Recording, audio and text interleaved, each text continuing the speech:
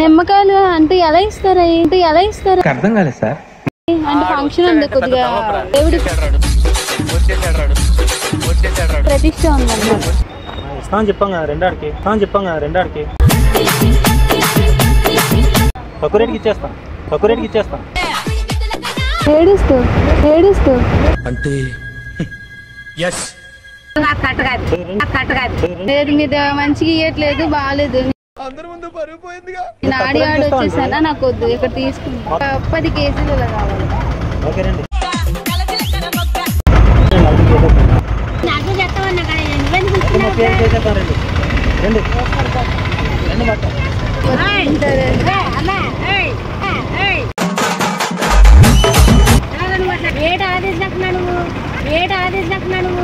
మా దగ్గరకు వచ్చిందండి ఫస్ట్.